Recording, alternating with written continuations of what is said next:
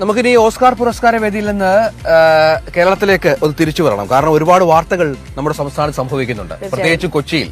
ബ്രഹ്മപുരത്തെ മാലിന്യപ്ലാന്റിലെ തീപിടുത്തവുമായൊക്കെ ബന്ധപ്പെട്ട വാർത്തകൾ വളരെ പ്രാധാന്യത്തോടുകൂടി തന്നെ ഈ മണിക്കൂറിൽ പ്രേക്ഷകരുമായി പങ്കുവയ്ക്കുകയാണ്. എന്തായാലും സുവി വിശ്വനാഥൻ അവിടെ നിന്ന് വാർത്തയുടെ കൂടുതൽ വിശദാംശങ്ങളുമായി ചേരുന്നുണ്ടല്ലേ. ഒപ്പം ഐശ്വര്യയുണ്ട്. ഐശ്വര്യ പറയാനിരിക്കുന്നത് നിയമസഭാ സമ്മേളനം. നിയമസഭ ഇന്ന് പുകയും, പ്രതിപക്ഷത്തിന്റെ ബഹളവും ഈ ബ്രഹ്മപുരം വിഷയം അവർ നിയമസഭയിൽ കൊണ്ടുവരും, വലിയ പ്രശ്നമാക്കി എടുക്കാനുള്ള സാധ്യതയുണ്ട്. അവർ രണ്ടുപേരും തയ്യാറാണ്. ആദ്യം സുവിയിലേക്ക്. തീർച്ചയായും സുവി, വെരി ഗുഡ് മോർണിംഗ്. എന്താണ് ഇപ്പോഴത്തെ ഒരു അവസ്ഥ? കഴിഞ്ഞ ദിവസം 95% തീ പൂർണ്ണമായും അണയ്ക്കാൻ കഴിഞ്ഞിരുന്നു, പുക ശമിപ്പിക്കാൻ കഴിഞ്ഞിരുന്നു എന്നൊക്കെ ജില്ലാ ഭരണകൂടം വ്യക്തമാക്കിയ ഒരു സാഹചര്യമുണ്ട്. ഇന്ന് രാവിലെ ആകുമ്പോഴത്തേക്കും ഈ കാര്യങ്ങൾക്കെല്ലാം ഒരു പരിഹാരമുണ്ടാകുമെന്ന വാഗ്ദാനമാണ് കഴിഞ്ഞ ദിവസം കളക്ടർ നൽകിയത്. ഇപ്പോഴത്തെ ഒരു അവസ്ഥ എന്താണ് കൊച്ചിക്കാർക്ക് പറയാനുള്ളത്?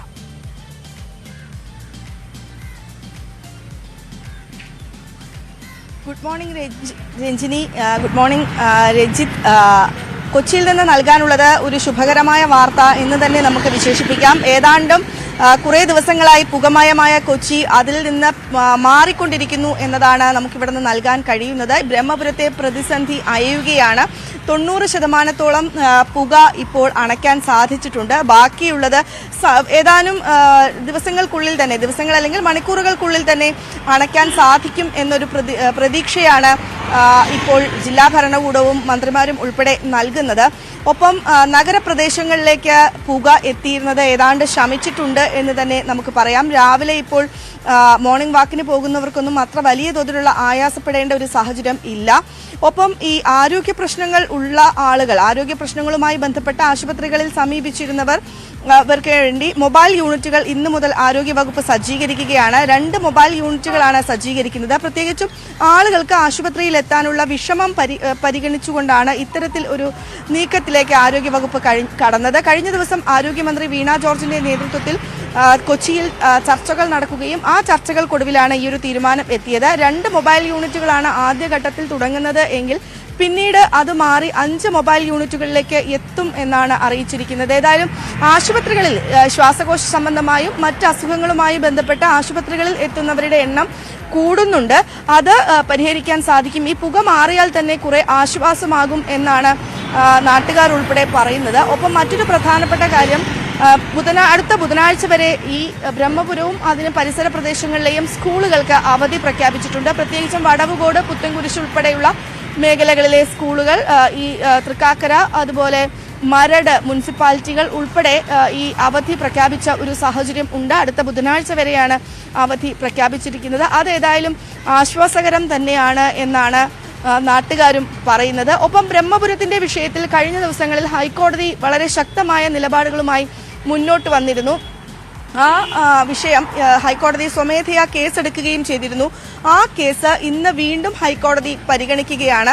കൊച്ചി കോർപ്പറേഷനോട് ഉൾപ്പെടെ റിപ്പോർട്ട് തേടിയ ഒരു സാഹചര്യമുണ്ട്. അവർ റിപ്പോർട്ട് ഇന്ന് സമർപ്പിച്ചേക്കും എന്നാണ് മനസ്സിലാക്കാൻ കഴിയുന്നത്. ഒപ്പം ഹൈക്കോടതിയുടെ ഒരു നിരീക്ഷണ സമിതി ബ്രഹ്മപുരത്ത് സന്ദർശനം നടത്തിയിരുന്നു. ആ സന്ദർശനത്തിൽ എടുത്ത തീരുമാനങ്ങൾ, അതിൽ അവർ കണ്ടത് എന്തെല്ലാം കാര്യങ്ങളാണ്, എന്തെല്ലാം പരിഹാര മാർഗങ്ങൾ കൂടി എന്തെല്ലാം വേണം എന്നതുൾപ്പെടെയുള്ള കാര്യങ്ങൾ വിശദീകരിച്ചുകൊണ്ടുള്ള ഒരു റിപ്പോർട്ടും ഇന്ന് ഹൈക്കോടതിക്ക് നൽകും. ഏതായാലും കഴിഞ്ഞ ഏതാനും ദിവസങ്ങളായി ഹൈക്കോടതിയിൽ നിന്ന് കൊച്ചി കോർപ്പറേഷനും സർക്കാരും വലിയ തോതിൽ വിമർശനങ്ങൾ ഏറ്റുവാങ്ങുന്ന ഒരു സാഹചര്യം കൂടിയുണ്ട്.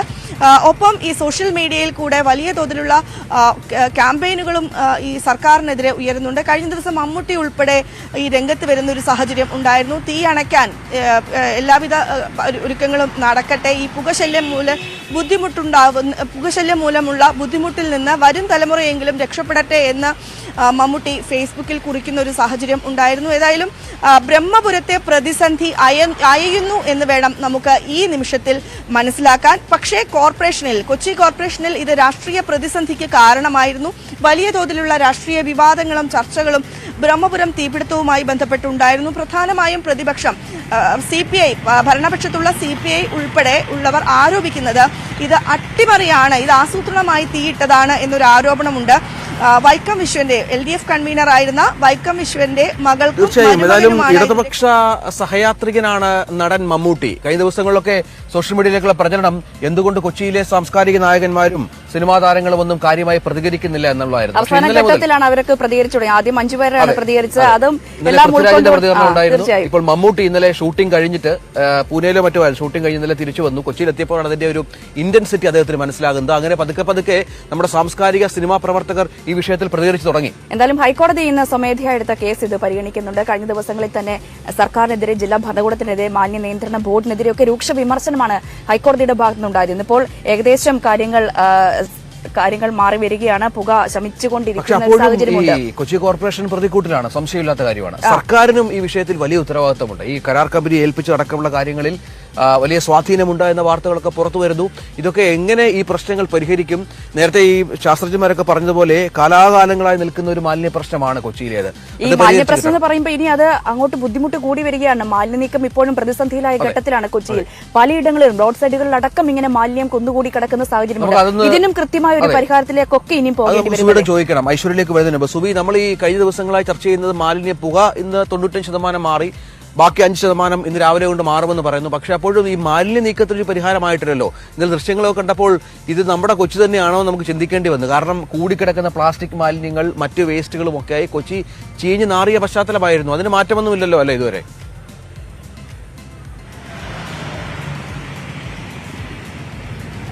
മാലിന്യം കിൻഫ്രയുടെ ഉടമസ്ഥതയിലുള്ള ഭൂമിയിലേക്ക് കൊണ്ടുപോകുമെന്നായിരുന്നു അറിയിച്ചത്. പക്ഷേ അതിപ്പോഴും ബ്രഹ്മപുരത്തേക്ക് എത്തിക്കുക തന്നെയല്ലാതെ മറ്റു മാർഗങ്ങളൊന്നും തെളിഞ്ഞിട്ടില്ല എന്നാണ് മനസ്സിലാക്കാൻ കഴിയുന്നത്. നഗരത്തിൽ അവിടെവിടങ്ങളിലായി കുന്നുകൂടിയിരുന്ന മാലിന്യങ്ങൾ പതുക്കെ നീക്കിക്കൊണ്ടിരിക്കുന്ന ഒരു കാഴ്ചയാണ് കാണുന്നത്. കാരണം കഴിഞ്ഞ ദിവസങ്ങളിലെല്ലാം തന്നെ എല്ലാ മാധ്യമങ്ങളും വലിയ തോതിലുള്ള ഒരു വിമർശനമാണ് കൊച്ചിൻ കോർപ്പറേഷനെതിരെ ഈ കാര്യത്തിൽ ഉയർത്തിയിരുന്നത്. ആ ഒരു സാഹചര്യത്തിൽ മാലിന്യങ്ങൾ നീക്കിക്കൊണ്ടിരിക്കുന്ന പ്രവൃത്തി ഇപ്പോഴും തുടരുന്നുണ്ട്. ഏതായാലും വരും ദിവസങ്ങൾ കൊണ്ട് തന്നെ ഇതിനൊരു പരിഹാരം ഉണ്ടാകും എന്ന് തന്നെ നമുക്ക് പ്രതീക്ഷിക്കാം. പക്ഷേ അപ്പോഴും എവിടേക്ക് ഈ മാലിന്യം കൊണ്ടുപോകും എന്നത് സംബന്ധിച്ച ഒരു വ്യക്തത വരുന്നില്ല. കൊച്ചിൻ കോർപ്പറേഷന്റെ ഒരു അടിയന്തര കൗൺസിൽ യോഗം ഇന്ന് ചേരുന്നുണ്ട്. അതിലുൾപ്പെടെ ഈ വിഷയങ്ങൾ ചർച്ചയാകും. ഒപ്പം ഈ അട്ടിമറിയാണോ എന്നത് സംബന്ധിച്ച് ഇത്രയും ദിവസങ്ങൾ കഴിഞ്ഞിട്ടും 10-12 ദിവസങ്ങൾ ആയിട്ട് പോലും ഇത് എങ്ങനെയാണ് ഈ തീപിടുത്തം ഉണ്ടായത് എന്ന കാര്യത്തിൽ ഒരു വിശദീകരണം നൽകാൻ സർക്കാരിനും കോർപ്പറേഷനും സാധിച്ചിട്ടില്ല. അതും വലിയ തോതിലുള്ള വിമർശനത്തിന് ഇടയാക്കിയിട്ടുണ്ട്. ഇന്ന് ഉച്ചയ്ക്ക് 3 മണിക്കാണ് കോർപ്പറേഷന്റെ കൗൺസിൽ യോഗം ചേരുന്നത്. ആ കോർപ്പറേഷന്റെ കൗൺസിൽ യോഗത്തിൽ ഈ മാലിന്യ നീക്കം സംബന്ധിച്ചും ഈ അട്ടിമറി സംബന്ധിച്ചും വലിയ തോതിലുള്ള ചർച്ചകൾ ഉണ്ടാകുമെന്നാണ് പ്രതീക്ഷിക്കുന്നത്. രഞ്ജിത്ത്, നമുക്ക് നിയമസഭ ഇന്ന് ഒരു ഇടവേളയ്ക്ക് ശേഷം ചേരുകയാണ്. ഐശ്വര്യ അതിന്റെ വിശദാംശങ്ങൾ നൽകും. കുറെ നേരമായി ഐശ്വര്യ അവിടെ ഉണ്ട്, തയ്യാറായി നിൽപ്പുണ്ട്. Aishwarya, good morning. സഭയിൽ പ്രതിപക്ഷത്തിന് പുതിയൊരു ആയുധമാണ്. കഴിഞ്ഞ ദിവസങ്ങളിലൊക്കെ സർക്കാരിനെ എടുത്തടിക്കാൻ ഒരുപാട് വിഷയങ്ങൾ സഭയിൽ പ്രതിപക്ഷം കൊണ്ടുവന്നിരുന്നു. ഇത് കുറച്ചുകൂടി രൂക്ഷമായ വിഷയമാണ്. ജനവികാരം സർക്കാരിനെതിരാണ്. സോഷ്യൽ മീഡിയയിലൊക്കെ വലിയ പ്രചരണം നടക്കുന്നുണ്ട് സർക്കാരിനെതിരെയും കൊച്ചി കോർപ്പറേഷനെതിരെയും. സ്വാഭാവികമായും മറുപടി പറയേണ്ടി വരും പ്രതിപക്ഷ വിമർശനത്തിന്. എന്താണ് ഭരണപക്ഷത്തിന്റെയും പ്രതിപക്ഷത്തിന്റെയും തയ്യാറെടുപ്പുകൾ?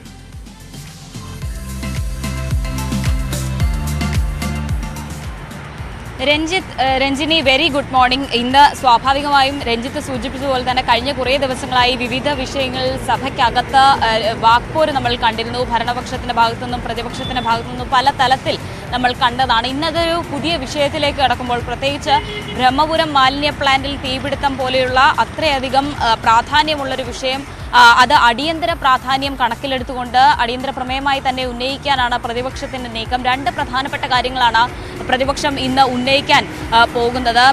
ഒന്ന്, ഈ കരാർ നൽകിയതുമായി ബന്ധപ്പെട്ട്, അതായത് ഈ മാലിന്യ പ്ലാന്റുമായി ബന്ധപ്പെട്ട കരാർ നൽകിയത് മുൻ LDF കൺവീനറുടെ മരുമകനാണ് എന്നത് സംബന്ധിച്ചാണ്. മറ്റൊന്ന്, ഈ ഇത്തരത്തിലൊരു തീപിടുത്തം ഉണ്ടായിട്ടും ഏതാണ്ട് 10-12 ദിവസമായിട്ടും തീ അണയ്ക്കാൻ സാധിക്കാത്ത ഒരു കാര്യം. ഒപ്പം അതുമായി ബന്ധപ്പെട്ട അവിടെ ഉണ്ടായിരുന്ന ജനങ്ങൾക്ക് നേരിടേണ്ടി വന്ന ബുദ്ധിമുട്ട്, ശാരീരിക ബുദ്ധിമുട്ട് അടക്കമുള്ള കാര്യങ്ങളാണ് പ്രധാനമായും ഇന്ന് സഭയിൽ പ്രതിപക്ഷം ഉന്നയിക്കാൻ പോകുന്നത്. സ്വാഭാവികമായും ഈ വിഷയത്തിൽ കഴിഞ്ഞ ദിവസങ്ങളിലൊക്കെ ആരോഗ്യമന്ത്രി സൂചിപ്പിച്ചതുപോലെ സംസ്ഥാന സർക്കാരിന്റെ ഭാഗത്ത് നിന്ന് ഉണ്ടായ നീക്കങ്ങളും തുടർ നടപടികളും ഉന്നയിച്ചുകൊണ്ട് ഒരു പ്രതിരോധം തീർക്കാനായിരിക്കും സംസ്ഥാന സർക്കാരിന്റെ ഭാഗത്തു നിന്നുള്ള ശ്രമം. പക്ഷേ ഈ രാഷ്ട്രീയ ആരോപണങ്ങൾക്ക്, പ്രത്യേകിച്ച് ഈ കരാർ നൽകിയത് അടക്കമുള്ള രാഷ്ട്രീയ ആരോപണങ്ങൾക്ക് ഏത് രീതിയിൽ സർക്കാർ മറുപടി പറയുമെന്നുള്ളതാണ് കണ്ടറിയേണ്ടത്. മറ്റൊന്ന്, ഇത് ഹൈക്കോടതിയുടെ പരിഗണനയിലിരിക്കുന്ന വിഷയമായതുകൊണ്ട് തന്നെ കൂടുതൽ കടുത്ത പ്രത്യാരോപണങ്ങളിലേക്ക് പോകേണ്ട എന്നുള്ള ഒരു നിലപാട് സംസ്ഥാന സർക്കാർ സ്വീകരിച്ചേക്കും. അങ്ങനെയാണെങ്കിൽ ഇന്നും സഭ പ്രക്ഷുബ്ധമാകുമെന്നുള്ള കാര്യത്തിൽ സംശയമില്ല. കാരണം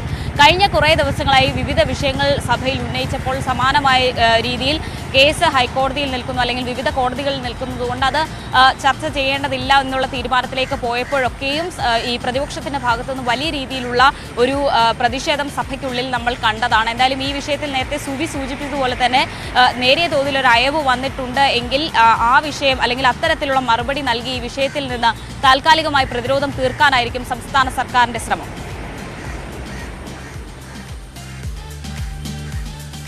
തീർച്ചയായും ഐശ്വര്യയാണ് ഈ വാർത്തയുടെ വിശദാംശങ്ങൾ പങ്കുവച്ചത്. എന്തായാലും നിയമസഭ ബ്രഹ്മപുരം മാലിന്യ തീപിടുത്തവുമായി ബന്ധപ്പെട്ടുള്ള വിഷയത്തിൽ ആളിക്കത്തും പുകയും എന്ന കാര്യത്തിലൊന്നും സംശയമില്ല. ഭരണപക്ഷം ഏത് രീതിയിൽ ഇനി അതിനെ പ്രതിരോധിക്കുമെന്നാണ്.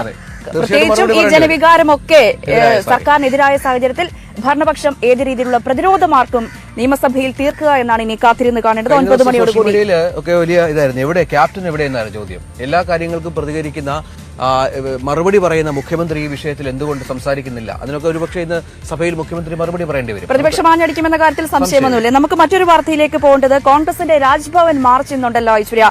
അതുമായി ബന്ധപ്പെട്ട വിവരങ്ങൾ കൂടി വേണം. ഈ പാചകവാത വിലവർദ്ധനവിനെതിരെയും നികുതി കൊള്ളയ്ക്കുമെതിരെയുള്ള കോൺഗ്രസിന്റെ സംസ്ഥാന നേതൃത്വം നൽകുന്ന രാജ്ഭവൻ മാർച്ച് ഇന്നുണ്ട്. അതുമായി ബന്ധപ്പെട്ട കാര്യങ്ങൾ എങ്ങനെയാണ്? എപ്പോഴായിരിക്കും മാർച്ച്? കേന്ദ്ര സർക്കാരിനെതിരെയാണ് കോൺഗ്രസിന്റെ ആ വിഷയത്തിലെ പ്രതിഷേധം. അപ്പോൾ സംസ്ഥാന സർക്കാരിനെതിരെ നിയമസഭയ്ക്കകത്തും കേന്ദ്ര സർക്കാരിനെതിരെ നിയമസഭയ്ക്ക് പുറത്തും ഇന്ന് പ്രതിഷേധമാണ്.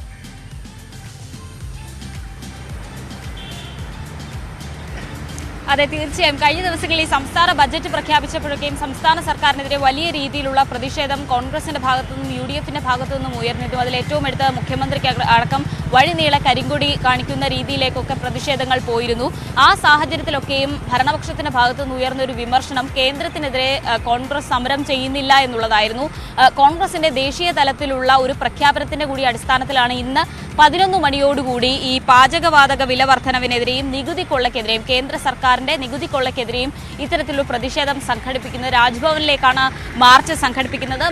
ഈ മ്യൂസിയം ജംഗ്ഷനിൽ നിന്ന് രാജ്ഭവനിലേക്ക് മാർച്ചായി എത്തി അവിടെ ഒരു ഉദ്ഘാടന സമ്മേളനം ഉദ്ദേശിക്കുന്നുണ്ട്. അതിൽ പ്രതിപക്ഷ നേതാവ് VD സതീശൻ ഈ പരിപാടി ഉദ്ഘാടനം ചെയ്യുമെന്നുള്ളതാണ്. ദേശീയ തലത്തിൽ കോൺഗ്രസ് ആഹ്വാനം ചെയ്തിരിക്കുന്ന പ്രക്ഷോഭ പരിപാടികളുടെ ഭാഗമായാണ് ഇന്ന് ഈ ഒരു രാജ്ഭവൻ മാർച്ച് കൂടി സംഘടിപ്പിച്ചിരിക്കുന്നത്. എന്തായാലും ഈ മുതിർന്ന കോൺഗ്രസ് നേതാക്കളടക്കം ഈ ഒരു പ്രതിഷേധ സംഗമത്തിന്റെ ഭാഗമാകുമെന്നാണ് മനസ്സിലാക്കാനാകുന്നത്.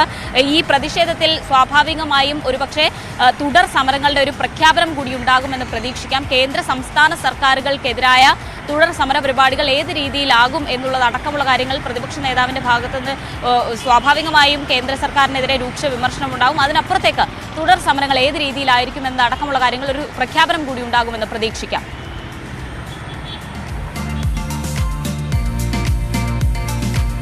അതാണ് തിരുവനന്തപുരത്തെ സാഹചര്യം. ഏതായാലും 9 മണി മുതൽ നമുക്ക് വാർത്തകൾ കൊട്ടും ക്ഷാമമുണ്ടാവില്ല, പഞ്ഞമുണ്ടാവില്ല.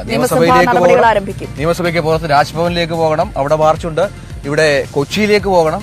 തീർച്ചയായും ഇന്നത്തെ വാർത്തകളുടെ ഒരു കേന്ദ്രം എന്ന് പറയുന്നത് തലസ്ഥാനവും കൊച്ചിയും തന്നെയായിരിക്കും അല്ലേ? തീർച്ചയായും. കാരണം കൊച്ചിയിൽ ഇന്ന് നേരത്തെ സുവി പറഞ്ഞതുപോലെ കൗൺസിൽ ചെയ്യുന്നുണ്ട്. അവിടെ മറുപടി അവിടെ എന്തായാലും പ്രശ്നം ഉണ്ടാവും. ഹൈക്കോടതിയുടെ സ്വമേധയെടുത്ത കേസാണ്. ഹൈക്കോടതി കഴിഞ്ഞ ദിവസങ്ങളിലൊക്കെ രൂക്ഷ വിമർശനമാണ് ഉന്നയിച്ചത്. സ്വാഭാവികമായും ഇന്നും അതിനുള്ള സാധ്യതയാണ് കോടതിയിൽ നിന്ന് നമ്മൾ പ്രതീക്ഷിക്കുന്നത്. മറ്റൊരു വാർത്ത കൊച്ചിയിലുള്ളത് ശിവശങ്കറിന്റെ കാര്യമാണ്. മറ്റ് ചില വാർത്തകളിലേക്ക് ഒന്ന് പോകണം. തീർച്ചയായും നമ്മൾ പറഞ്ഞു വെച്ചുകൊണ്ടിരുന്നത് സുവിയിലേക്കായിരുന്നു. ശിവശങ്കറിന്റെ ഇന്ന് ജാമ്യാപേക്ഷ ഹൈക്കോടതി പരിഗണിക്കുന്നുണ്ടെന്ന് തോന്നുന്നു. സുവി, എന്ത് പ്രതീക്ഷിക്കണം കോടതിയിൽ നിന്നും ഈ ശിവശങ്കറിന്റെ ജാമ്യാപേക്ഷയുമൊക്കെയായി ബന്ധപ്പെട്ട്?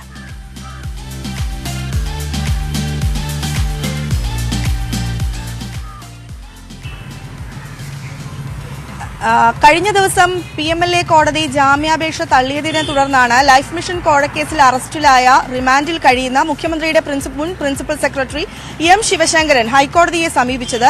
അദ്ദേഹത്തിന്റെ ജാമ്യ ഹർജി കഴിഞ്ഞ ദിവസം പരിഗണിച്ചുവെങ്കിലും കള്ളപ്പണ കേസ് പരിഗണിക്കേണ്ട ബെഞ്ചിന്റെ മുമ്പിലായിരുന്നില്ല ഹർജി എത്തിയിരുന്നത്. അതുകൊണ്ട് തന്നെ അതിൽ നിന്ന് കൗസർ എടപ്പക്കത്ത് പിൻവാങ്ങിയിരുന്നു. ഇന്ന് ജസ്റ്റിസ് A ബദറുദ്ദീന്റെ ബെഞ്ച് ഈ കേസ് പരിഗണിക്കുകയാണ്. ഏതായാലും ഇന്ന് വാദത്തിലേക്ക് കടക്കുമോ അതിന് മറ്റൊരു ദിവസം നൽകുമോ എന്ന കാര്യം നമുക്ക് പിന്നീട് മാത്രമേ അറിയാൻ സാധിക്കുകയുള്ളൂ. താൻ ക്യാൻസർ രോഗിയാണ്. ഈ കേസിൽ ലൈഫ് മിഷൻ കോഴക്കേസിൽ താൻ നിരപരാധിയാണ്.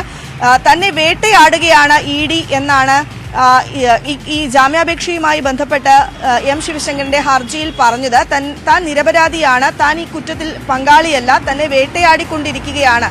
എന്നാണ് എം ശിവശങ്കരൻ ഹർജിയിൽ പറഞ്ഞിരിക്കുന്നത്. ഏതായാലും ഈ ഹർജിയെ പ്രോസിക്യൂഷൻ എതിർക്കുമോ എന്നാണ് കണ്ടറിയേണ്ടത്. കഴിഞ്ഞ ദിവസം നൽകിയപ്പോൾ ED എതിർക്കുന്ന ഒരു സാഹചര്യമാണ് ഉണ്ടായിരുന്നത്. തീർച്ചയായും. ഒപ്പം സുവി, നമ്മുടെ പ്രധാനപ്പെട്ട ഒരു ചടങ്ങ്, നമ്മുടെ ചാനലിന്റെ പ്രധാനപ്പെട്ട ചടങ്ങ് കൊച്ചിയിൽ നടക്കുന്നുണ്ട്. ഇന്നലെ അവാർഡ് പ്രഖ്യാപനമുണ്ടായിരുന്നു. സോഷ്യൽ മീഡിയ അവാർഡുകൾ വളരെ പ്രധാനപ്പെട്ട വ്യക്തികൾക്ക് ഇന്ന് നൽകുന്നുണ്ട്. നടൻ സൂപ്പർ സ്റ്റാർ സുരേഷ് ഗോപിയാണ് പുരസ്കാര വിതരണം നടത്തുന്നത്. പ്രൗഢഗംഭീരമായ ചടങ്ങാണ്. അതിന്റെ തയ്യാറെടുപ്പുകൾ ഇവിടെ വരെയായി പൂർത്തിയായോ അല്ല?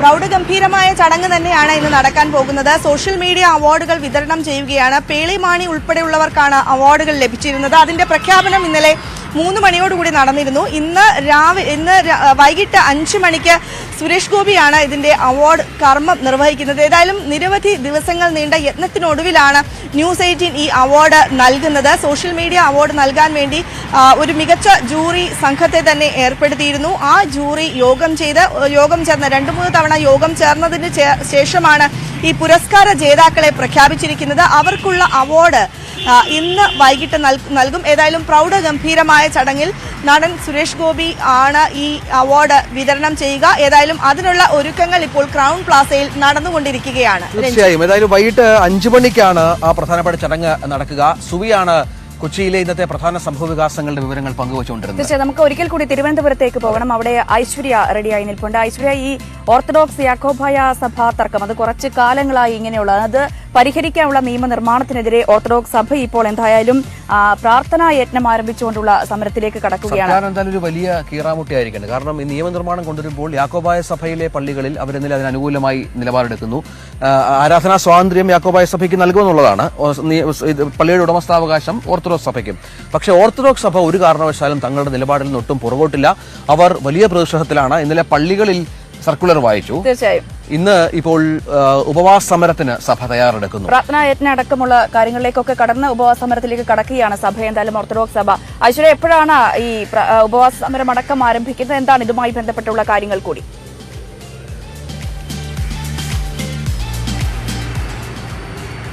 രഞ്ജിനി സൂചിപ്പിച്ചതുപോലെ തന്നെ ഓർത്തഡോക്സ് സഭ അവരുടെ നിലപാടിൽ നിന്ന് പിന്നോട്ടില്ല എന്ന് തന്നെയാണ് ഈ ഘട്ടത്തിൽ മനസ്സിലാക്കാനാകുന്നത്. 1934 മലങ്കര സഭയുടെ ഭരണഘടന പ്രകാരം ഈ പള്ളികൾ ഓർത്തഡോക്സ് സഭയ്ക്ക് വിട്ടു നൽകണമെന്നുള്ളതായിരുന്നു സുപ്രീം കോടതി വിധി. ആ വിധി നടപ്പാക്കണം എന്നുള്ളതാണ് ഓർത്തഡോക്സ് സഭയുടെ ആവശ്യം. പക്ഷേ ഈ ഓർത്തഡോക്സ് സഭയും യാക്കോബായ സഭയും തമ്മിലുള്ള തർക്കം കഴിഞ്ഞ കുറേ ദിവസങ്ങളായി നമ്മൾ കണ്ടുകൊണ്ടിരിക്കുന്നതാണ്. അതിൻ്റെ അപ്പുറത്തേക്ക് ഇപ്പോൾ ഈ പ്രശ്ന പരിഹാരത്തിനായി ഒരു ബില്ല് കൊണ്ടുവരാൻ സർക്കാർ തയ്യാറെടുക്കുന്ന ഒരു ഘട്ടത്തിലാണ് പ്രതിഷേധം ശക്തമാക്കി ഓർത്തഡോക്സ് സഭ മുന്നോട്ട് വന്നിരിക്കുന്നത്. ഇന്ന് 9 മണിയോടുകൂടി ഒരു പ്രാർത്ഥനാ യജ്ഞം ഇവിടെ തലസ്ഥാനത്ത് പാളയത്തെ പള്ളിയിൽ ആരംഭിക്കുമെന്ന് മനസ്സിലാക്കുന്നു. സെന്റ് ജോർജ് പള്ളിയിൽ ആരംഭിക്കുമെന്ന് മനസ്സിലാക്കുന്നു. അവിടെ നിന്ന് ഒരുപക്ഷെ തുടർ സമര പ്രഖ്യാപനങ്ങൾ ഉണ്ടാകുമോ, ഏത് രീതിയിലായിരിക്കും ഈ സമരം മുന്നോട്ട് പോവുക എന്നതടക്കമുള്ള കാര്യങ്ങൾ അറിയേണ്ടതുണ്ട്.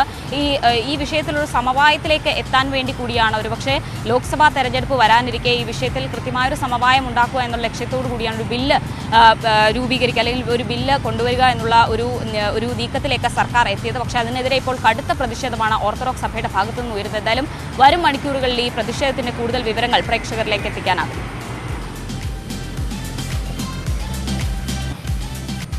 ഐശ്വര്യ അനിലാണ് ഏറ്റവും പുതിയ വിവരങ്ങൾ പങ്കുവച്ചത്. ഒപ്പം സുവി വിശ്വനാഥനും നമ്മോടൊപ്പം ചേർന്നു. ഇനി നമുക്ക് പാലക്കാട്ടേക്ക് പ്രസാദിലേക്ക് പോകണം, തൃശ്ശൂരിലേക്ക്, അതെ അതിലേക്ക് പോകണം. ഒപ്പം അവിടെ ഇന്നലെ BJP യുടെ തെരഞ്ഞെടുപ്പ് പ്രചരണ തുടക്കം ഇന്നലെ തൃശ്ശൂർ ഉണ്ടായിരുന്നു. വലിയ പരിപാടിയായിരുന്നു. സുരേഷ് ഗോപിയുടെ പ്രഖ്യാപനങ്ങൾ, അതെ നിരവധി കാര്യങ്ങളാണ് ഇന്നലെ കഴിഞ്ഞ ദിവസം അമിത്ഷാ ആയാലും സുരേഷ് ഗോപി ആയാലും പറഞ്ഞു വെച്ചത്.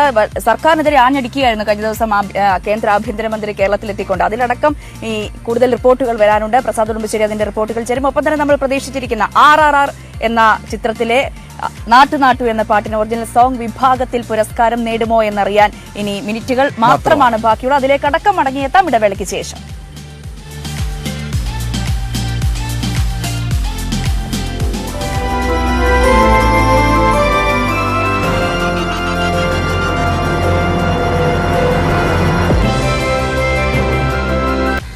പ്രഭാത കേരളത്തിലേക്ക് ഒരിക്കൽ കൂടി എല്ലാ പ്രേക്ഷകർക്കും സ്വാഗതം. നമ്മൾ നേരത്തെ പറഞ്ഞതുള്ളത് ആക്കുളത്തിന്റെ മനോഹാരിതയിലാണ്. ഈ തിരുവനന്തപുരം നഗരത്തിന്റെ ഹൃദയഭാഗത്ത് പച്ചത്തുരുത്താണ് ആക്കുളം. ഏറെ വിനോദസഞ്ചാരികൾ കഴിഞ്ഞ കുറേ ദിവസങ്ങളിലായി നമുക്ക് കാണാം. വലിയ തിരക്കാണ്, ഉച്ച കഴിഞ്ഞാൽ വലിയ തിരക്കാണ് ഇവിടെ. തൊട്ടടുത്ത് തന്നെ സ്വിമ്മിംഗ് പൂളുണ്ട്, കുട്ടികൾക്കുള്ള പാർക്കുണ്ട്, സാഹസിക വിനോദസഞ്ചാരത്തിനുള്ള എല്ലാ സംവിധാനവും ഇതിനോട് ചേർന്നുണ്ട്. തൊട്ട് പുറകിൽ കാണുന്നത് ആക്കുളം കായലാണ്. അങ്ങനെ നയനമനോഹരമായ ഒരുപാട് ദൃശ്യങ്ങൾ ആക്കുളവുമായി ബന്ധപ്പെട്ട് എത്തുന്നവർക്ക് വളരെ പെട്ടെന്ന് വന്നു പോകാൻ കഴിയുന്ന ഒരു സ്ഥലമാണ്. തലസ്ഥാന നഗരത്തിൽ നിന്ന് 10 കിലോമീറ്റർ മാത്രം അകലെയുള്ള ഒരു ടൂറിസ്റ്റ് വില്ലേജ് ആണിത്. നമുക്ക് ഇനി വാർത്തകളുടെ ലോകത്തിലേക്ക് ഒരിക്കൽ കൂടി മടങ്ങിപ്പോകണം. അവിടെ പ്രസാദ് ഉടുമ്പശ്ശേരി അവിടെയുണ്ട്. പ്രസാദ് ഇന്നലെ തൃശ്ശൂരിൽ BJPയുടെ തെരഞ്ഞെടുപ്പ് പ്രചാരണ പ്രഖ്യാപന സമ്മേളനത്തിൽ ഉണ്ടായിരുന്നു. സുരേഷ് ഗോപിയുടെ സാന്നിധ്യമായിരുന്നു ഏറെ ശ്രദ്ധേയമായത്. സുരേഷ് ഗോപിയെ തൃശ്ശൂരിലെ സ്ഥാനാർത്ഥിയായി ഏതാണ്ട് അമിത്ഷാ പ്രഖ്യാപിച്ചു, ഉറപ്പിച്ചു എന്ന് വേണം മനസ്സിലാക്കാൻ. സുരേഷ് ഗോപി വീണ്ടും തന്റെ സ്വസിദ്ധമായ ശൈലിയിലുള്ള ഡയലോഗുകളിലൂടെ അവിടെ കൂടിയ BJP പ്രവർത്തകരെ കയ്യിലെടുത്തു. തൃശ്ശൂരിലോ കണ്ണൂരിലോ മത്സരിക്കാൻ ഞാൻ തയ്യാറാണ് എന്ന് പറഞ്ഞു. തൃശ്ശൂർ എനിക്ക് വേണമെങ്കിൽ കണ്ണൂരും മത്സരിക്കാം, ഏത് ഗോവിന്ദൻ വന്നിട്ടും കാര്യമില്ല എന്നാണ് കഴിഞ്ഞ ദിവസം സുരേഷ് ഗോപി വ്യക്തമാക്കിയത്. അതിനിപ്പോ ഇനി കാണേണ്ടത് CPMന്റെ പ്രതിരോധ ജാഥയൊക്കെ നടക്കുകയാണ്. സ്വാഭാവികമായും ഗോവിന്ദ മാഷിന്റെ പേരെടുത്ത് പറഞ്ഞുകൊണ്ടാണ് കഴിഞ്ഞ ദിവസം വിമർശനം ഉന്നയിച്ചത്. സ്വാഭാവികം ഗോവിന്ദ മാഷിന്റെ മാധ്യമങ്ങളെ കാണുന്നുണ്ടാവും, ഈ കാര്യത്തിലടക്കം ഒരു മറുപടിയും ഉണ്ടാകും. പ്രസാദ്, ഏതായാലും BJP വലിയ പ്രതീക്ഷ അർപ്പിക്കുന്നു തൃശൂർ ലോക്സഭാ സീറ്റ് ജയിക്കുമെന്നുള്ള അമിത പ്രതീക്ഷയിലാണ് അവർ. കഴിഞ്ഞ തെരഞ്ഞെടുപ്പിൽ ഏതാണ്ട് 3ാം സ്ഥാനത്ത് 2ാം സ്ഥാനത്തുള്ള സ്ഥാനാർത്ഥിയേക്കാൾ വലിയ വ്യത്യാസമില്ലാത്ത നിലയിലൊക്കെ സുരേഷ് ഗോപി എത്തിയിരുന്നു. 17% വോട്ട് വർധനവുണ്ടായിരുന്നു. ഇത്തവണ അമിത പ്രതീക്ഷയാണ്. സുരേഷ് ഗോപിയുടെ സാന്നിധ്യം കഴിഞ്ഞ 5 വർഷമായി മണ്ഡലത്തിൽ ഉണ്ട് താനും. എന്താണ് BJP ലക്ഷ്യം വെക്കുന്നത് സുരേഷ് ഗോപി അവതരിപ്പിക്കുന്നതിലൂടെ?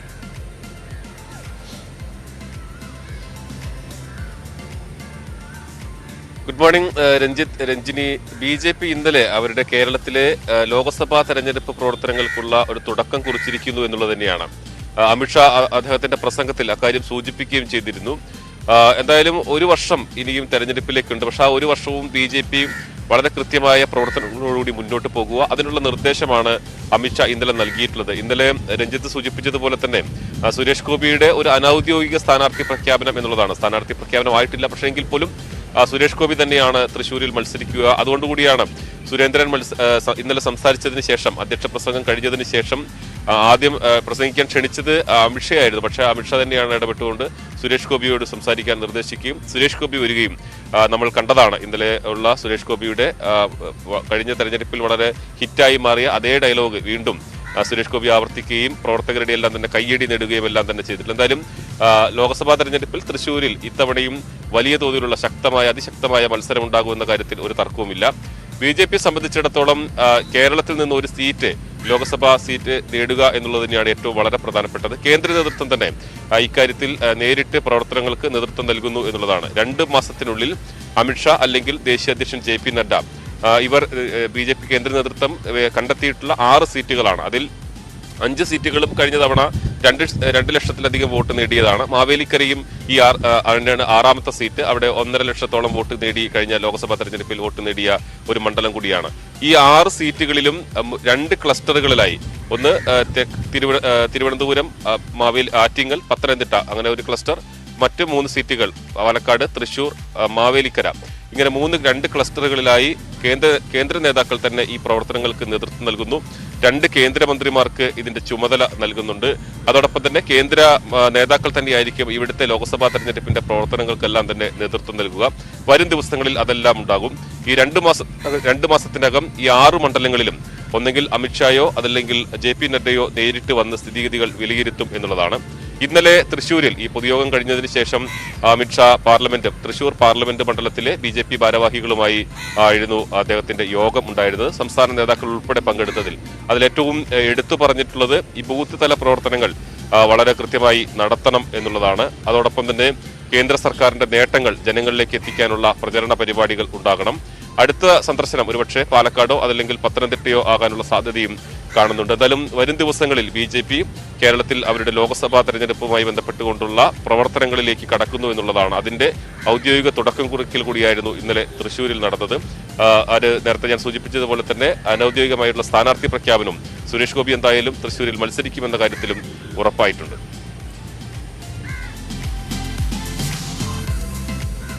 ഏതായാലും ബി ജെ പിയുടെ തെരഞ്ഞെടുപ്പ് പ്രചാരണം നമ്മൾ ഇന്നലെയൊക്കെ പറഞ്ഞതുപോലെ ഒരു മുഴ മുൻപെയാണ് ബി ജെ പി ഈ രണ്ട് മുന്നണികളും ലോക്സഭാ തെരഞ്ഞെടുപ്പിനെ കുറിച്ച് ആലോചിച്ച് തുടങ്ങിയിട്ടേ ഉള്ളൂ. അതിന് മുൻപ് തന്നെ ബി ജെ പി ഒരു മണ്ഡലത്തിൽ സ്ഥാനാർത്ഥിയെ പ്രഖ്യാപിക്കുന്നു. തെരഞ്ഞെടുപ്പ് പ്രചാരണത്തിന് തുടക്കം കുറിക്കുകയും ചെയ്യുന്നു. മഹാസമ്മേളനം നടത്തിയാണ് ഇന്നലെ അമിത്ഷാ ഈ കേരളത്തിലെത്തി ഇതിനുള്ള മുന്നൊരുക്കം ആരംഭിച്ചിരിക്കുന്നത്. തീർച്ചയായും എന്തായാലും കഴിഞ്ഞ പ്രാവശ്യത്തെ ലോക്സഭാ തെരഞ്ഞെടുപ്പിൽ തന്നെ സുരേഷ് ഗോപി അവിടെ മത്സരിച്ചു വലിയൊരു വോട്ട് വീതം ബി ജെ പിക്ക് അവിടെ നേടാൻ കഴിഞ്ഞിട്ടുണ്ട്. ഇപ്പോൾ തൃശ്ശൂർ അല്ലെങ്കിലും കണ്ണൂരാണെങ്കിലും മത്സരിക്കാൻ തയ്യാറാകുന്നു പറയുന്ന സുരേഷ് ഗോപി അവിടെ പറഞ്ഞു വെക്കുന്ന ഒരു കാര്യമുണ്ട്. ഞാൻ വിജയമല്ല, അതിനപ്പുറം CPM-ന്റെ അടിത്തറ ഇളക്കുകയാണ് തന്റെ ലക്ഷ്യമെന്നാണ് സുരേഷ് ഗോപി അവിടെ കഴിഞ്ഞ ദിവസം വ്യക്തമാക്കിയിട്ടുള്ളത്. എന്തായാലും ഇതുമായി ബന്ധപ്പെട്ട തുടർ വാർത്തകളും വരും മണിക്കൂറിൽ പ്രേക്ഷകരുമായി പങ്കുവയ്ക്കും. ഇപ്പോൾ നമ്മൾ പോകുന്നത് മറ്റൊരു റിപ്പോർട്ടിലേക്കാണ്. അതായത് ഈ മുസ്ലിം പിന്തുടർച്ചാവകാശ നിയമത്തിലെ സ്ത്രീ വിരുദ്ധ വകുപ്പുകൾക്കെതിരെ ഇരകൾ എന്നുള്ളതാണ് ഈ വാർത്തയുടെ ഒരു ക്രസ്റ്റ്. അതായത് ഈ ഷുക്കൂർ വക്കീലിന്റെ കല്യാണമാണ് ഇത്തരം ചർച്ചകളിലേക്ക് പൊതുവെ ആ സമുദായത്തെ തന്നെ നയിച്ചത്. അതിനെ അനുകൂലിച്ചും പ്രതികൂലിച്ചും ഒരുപാട് അഭിപ്രായ പ്രകടനങ്ങൾ അതുമായി ബന്ധപ്പെട്ട് വരുന്നുണ്ട്.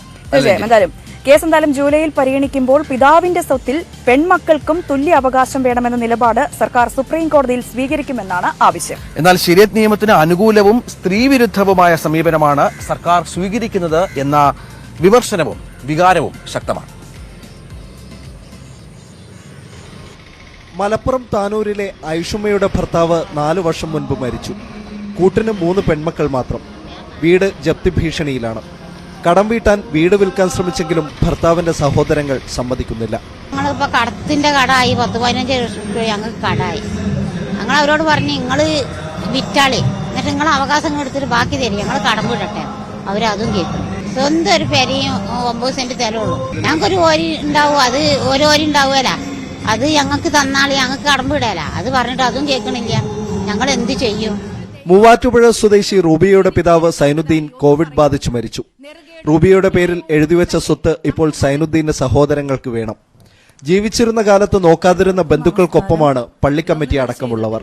എന്നിട്ട് വാപ്പാടെ ബാധ്യത ഇവർ ഏറ്റെടുത്തിട്ടില്ല. വാപ്പാടെ ഒരു കാര്യങ്ങളും ഒരു മരണാനന്തര ചടങ്ങിൽ പോലും ഇവർ പങ്കെടുത്തിട്ടില്ല. എന്നിട്ടാണ് ഇവര് വാപ്പയുടെ സ്വത്തിന് വേണ്ടി അവകാശം പറഞ്ഞു വരുന്നത്. വാപ്പ ജീവിച്ചിരുന്ന കാലത്ത് പോലും ഇവര് സഹോദരനായിട്ട് പോലും എന്റെ വാപ്പനെ അവർ കണ്ടിട്ടില്ല. അന്ന് എന്റെ ഉമ്മയെയും എന്നെയും പോലും ഇവരെ ഒരു ബന്ധു എന്ന നിലയിൽ പോലും അവർ കണ്ടിട്ടില്ല. പള്ളിക്കാരും അവർക്ക് സപ്പോർട്ട് ചെയ്യുന്നതാണ് സംസാരിക്കുന്നത്. അവർ പറയുന്നത് ശരീഅത്ത് നിയമമാണ്, ഇത് നിങ്ങളുടെ വാപ്പയുടെ സ്വത്ത് അവർക്ക് കൊടുക്കണം, അത് കൊടുത്തില്ലെങ്കിൽ എന്താ പറയാ നിങ്ങൾക്ക് അത് അനുഭവിക്കാൻ പറ്റത്തില്ല, പല ബുദ്ധിമുട്ടുകൾ വരും എന്നൊക്കെ പറഞ്ഞ് അവര് നമ്മുടെ അടുത്ത് പറഞ്ഞു. ഐഷുമ്മയെയും റൂബിയെയും പോലെ മുസ്ലിം സ്വത്തവകാശ നിയമത്തിന്റെ ഇരകളായ നിരവധി സ്ത്രീകളാണ് അനീതിക്കെതിരെ ശബ്ദമുയർത്താൻ കോഴിക്കോട്ടെത്തിയത്.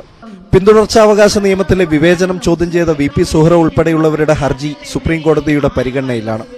വിഷയത്തിൽ നിലപാടറിയിക്കാൻ സുപ്രീം കോടതി സംസ്ഥാന സർക്കാരുകളോട് ആവശ്യപ്പെട്ടിട്ടുണ്ട്. എന്നാൽ ഇക്കാര്യത്തിൽ ഇടത് സർക്കാരിന്റെ നിലപാട് ഇരകൾക്കൊപ്പമല്ലെന്ന് VP സുഹ്റ.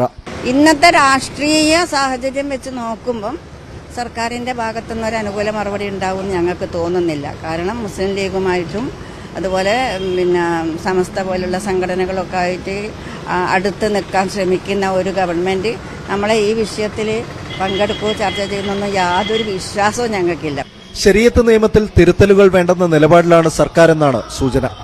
അഭിപ്രായ രൂപീകരണത്തിനായി ഇരകളെ കേൾക്കാതെ ഏതാനും മതപണ്ഡിതന്മാരുടെ യോഗം മാത്രമാണ് സർക്കാർ വിളിച്ചത്.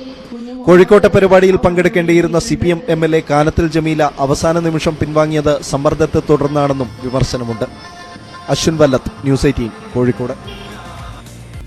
പ്രഭാത കേരളം തുടരുകയാണ് ആക്കുളം ടൂറിസ്റ്റ് വില്ലേജിൽ നിന്നും. ഇനി നമ്മൾ പോകുന്നത് പത്രവിശേഷത്തിലേക്കാണല്ലേ? നമ്മുടെ പ്രഭാത കേരളത്തിൽ ഒഴിവാക്കാൻ പറ്റാത്തൊരു സെഗ്മെന്റാണ് പത്രവിശേഷം. കാരണം നമ്മൾ ഈ പറയുന്നതിനപ്പുറം ഒരുപാട് എക്സ്ക്ലൂസീവ് വാർത്തകൾ പത്രങ്ങളിലുണ്ട്.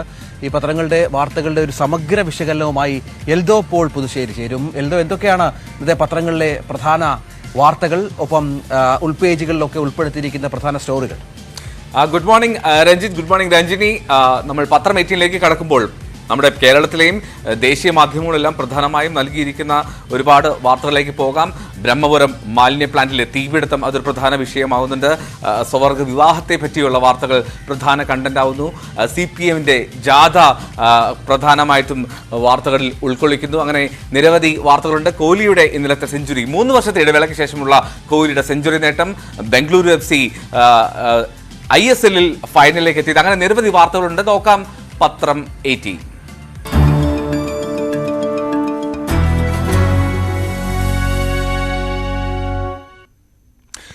നമ്മൾ ആദ്യം മനോരമയിൽ നിന്ന് മലയാള മനോരമയിൽ തുടങ്ങി കഴിഞ്ഞാൽ CPM ജാഥയ്ക്ക് ആളെ കൂട്ടാൻ കുട്ടനാട്ടിൽ കൊയ്ത്ത് തടഞ്ഞു എന്നുള്ള ഒരു കൗതുകരമായിട്ടുള്ള വാർത്തയുമായിട്ടാണ് മനോരമ പ്രധാനമായി തന്നെ മുൻപേജിൽ നൽകിയിരിക്കുന്നു. ആദ്യ പേജിൽ എടത്വയിൽ കൊയ്ത്ത് നിർത്തിച്ചു. ഉച്ച കഴിഞ്ഞ് കുട്ടനാട്ടിലെ സ്വീകരണത്തിൽ പങ്കെടുപ്പിക്കുന്നതിന് വേണ്ടിയിട്ടാണ് ഈ കൊയ്ത്ത് നിർത്തിച്ച് ജാഥയിലേക്ക് തൊഴിലാളിയെ കൊണ്ടുപോയത് എന്നുള്ള ഒരു വാർത്ത മനോരമ വളരെ പ്രാധാന്യത്തോടെ മുൻ പേജിൽ തന്നെ നൽകിയിരിക്കുന്നു. ഇനി മനോരമയുടെ മറ്റു വാർത്തകളിലേക്ക് പോയി കഴിഞ്ഞാൽ സ്വർഗ വിവാഹം വേണ്ട എന്ന് കേന്ദ്ര സർക്കാർ സുപ്രീം കോടതിയിൽ സത്യവാങ്മൂലം നൽകിയതാണ് ലീഡ് വാർത്തയായി മലയാള മനോരമ ഇന്നത്തെ പത്രത്തിൽ പ്രധാനമായി നൽകിയിരിക്കുന്നത്. ഇനി മറ്റൊരു ഉൾപേജിൽ ഒരു ചിത്രം മനോരമ നൽകിയിരിക്കുന്നത് ബ്രഹ്മപുരം മാലിന്യ സംസ്കരണ കേന്ദ്രത്തിൽ പുകഞ്ഞു കത്തുന്ന മാലിന്യങ്ങൾക്കിടയിലൂടെ ചൂടും പുകയും സഹിച്ചു നീങ്ങുന്ന അഗ്നിരക്ഷാ സേനാംഗത്തിന്റെ ഒരു ചിത്രം. വളരെ പുകയുടെയും ആ തീയുടെ തീവ്രത ഉൾക്കൊള്ളിക്കുന്ന തരത്തിലുള്ള ഒരു ചിത്രം ഉൾപേജിൽ മനോരമ നൽകിയിരിക്കുന്നു. ഇനി സ്പോർട്സ് പേജിലേക്ക് എത്തിക്കഴിഞ്ഞാൽ വിരാട് കോഹ്ലിയുടെ സെഞ്ചുറിയെ മനോഹരമായി കോഹ്ലിപതി എന്നുള്ള ഒരു ക്യാപ്ഷൻ നൽകി തലക്കെട്ട് നൽകി ടീമംഗങ്ങളുടെ അഭിനന്ദനം ഏറ്റുവാങ്ങുന്ന വിരാട് കോഹ്ലിയുടെ ചിത്രം മലയാള മനോരമ സ്പോർട്സ് പേജിലെ പ്രധാന വാർത്തയായി നൽകിയിരിക്കുന്നു. മാതൃഭൂമിയിലേക്ക് എത്തിക്കഴിഞ്ഞാൽ മാതൃഭൂമിയിൽ ബംഗളൂരു മൈസൂരു ദേശീയപാത ഇന്നലെ പ്രധാനമന്ത്രി നാടിന് സമർപ്പിച്ചിരുന്നു. 8000-ലേറെ കോടി രൂപയുടെ മുതൽ മുടക്കിൽ നിർമ്മിച്ച ആ പദ്ധതിയുടെ വാർത്ത ഒന്നാം പേജിൽ നൽകിയിരിക്കുകയാണ്. ബംഗളൂരു മൈസൂരു അതിവേഗ പാതയിലെ യാത്രാനുഭവം വിവരിക്കുകയാണ് ആദ്യ പേജിൽ തന്നെ മാതൃഭൂമി. ത്രസിപ്പിക്കും അതിവേഗ പാത എന്നുള്ള പേരിൽ. ഇനി പ്രധാനമായിട്ടും ലീഡ് ചെയ്യുന്നത് ഗവർണർക്കെതിരെ സുപ്രീം കോടതിയിലേക്ക് ബില്ലുകൾ പിടിച്ചു വയ്ക്കുന്നത് സർക്കാരിന് പ്രതിസന്ധി സൃഷ്ടിക്കുന്നു. സംസ്ഥാന സർക്കാർ സുപ്രീം കോടതിയിലേക്ക് നീങ്ങുന്നു എന്നുള്ളതാണ് മാതൃഭൂമി ഇന്നത്തെ ദിനം ലീഡായി നൽകുന്നത്. ഇനി എഡിറ്റോറിയൽ പേജിലേക്ക് എത്തുമ്പോൾ അവിടെ ശുദ്ധമായി ശ്വസിക്കട്ടെ നടൻ മമ്മൂട്ടിയുടെ ഒരു ആർട്ടിക്കിളാണ് കൃത്യമായും വളരെ പ്രാധാന്യത്തോടുകൂടി മാതൃഭൂമി നൽകുന്നത്.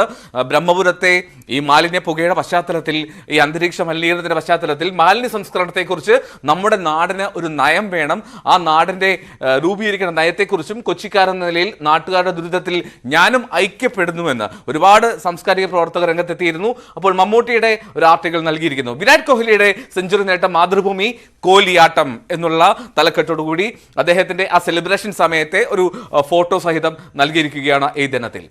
ദേശാഭിമാനിയിലേക്ക് എത്തിക്കഴിഞ്ഞാൽ ബ്രഹ്മപുരം ദൗത്യം ലക്ഷ്യത്തിലേക്ക് എന്നുള്ളതാണ് ദേശാഭിമാനിയുടെ ലീഡ്. മറ്റ് പത്രങ്ങളിലെല്ലാം 95% തീയണക്കൽ എത്തുന്നു എന്ന് പറയുമ്പോൾ പുകയും ഒഴിഞ്ഞു എന്നുള്ള മട്ടിൽ തന്നെ ദേശാഭിമാനി നൽകുന്നു. അതിന്റെ പോസിറ്റീവ് വശങ്ങൾ മാത്രം. വായു നിലവാരം മെച്ചപ്പെട്ടു. ഇനി അണയാനുള്ളത് ചതുപ്പിലെ കൂനകൾ മാത്രം. മാലിന്യക്കൂനയിലെ കനലുകൾ കണ്ടെത്താൻ തെർമൽ ക്യാമറ ഘടിപ്പിച്ച ഡ്രോൺ നിരീക്ഷണം, അങ്ങനെ എടുത്ത നടപടിയും ഏത് ഘട്ടത്തിൽ വരെ എത്തി എന്നുള്ള കാര്യങ്ങൾ വിശദീകരിക്കുകയാണ് ആദ്യ പേജിൽ തന്നെ ദേശാഭിമാനി. ഇനി ത്രിപുരയിൽ അവിടെ സന്ദർശനത്തിന് പോയ MP-മാർ നേരിട്ട ആക്രമണങ്ങളെക്കുറിച്ചുള്ള ഒരു കുറിപ്പ് ദേശാഭിമാനി നൽകുന്നുണ്ട്. ഈ രണ്ട് കാര്യങ്ങൾ പ്രധാനമാണ്. ഹിന്ദുവിന്റെ മുൻപേജിൽ തന്നെ കേരള സന്ദർശനം നടത്തുന്ന അമിത്ഷായുടെ പരിപാടികളെക്കുറിച്ച് കൃത്യമായി നൽകിയിരിക്കുന്നു.